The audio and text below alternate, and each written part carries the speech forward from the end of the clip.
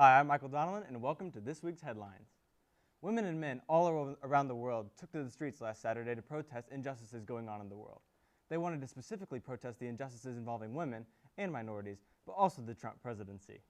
Trump, however, took the opportunity to turn things around in his favor on Twitter. Trump tweeted, "Beautiful weather all over our great country. A perfect day for women to march. Get out there now to celebrate the historic milestones and unprecedented economic success and wealth creation that has taken place over the last 12 months. Lowest female unemployment in 18 years. Trump is so narcissistic that he turned a nationwide, literally a nationwide, protest of him into a way to congratulate himself. But if you ask Trump, he loves women more than any other. In fact, he loves women so much that he grabs them by the... You know what? Never mind.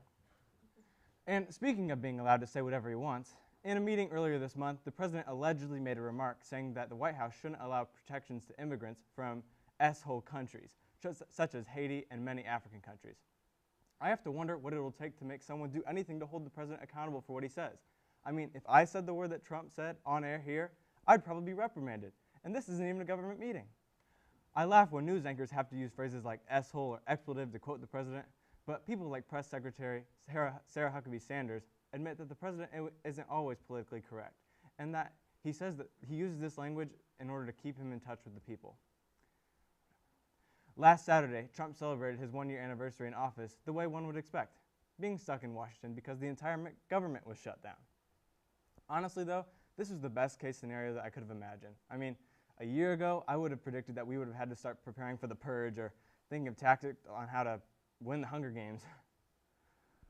Oh boy, in other Trump news, and remember, this is an actual story that's being reported on by CNN and many other major news networks.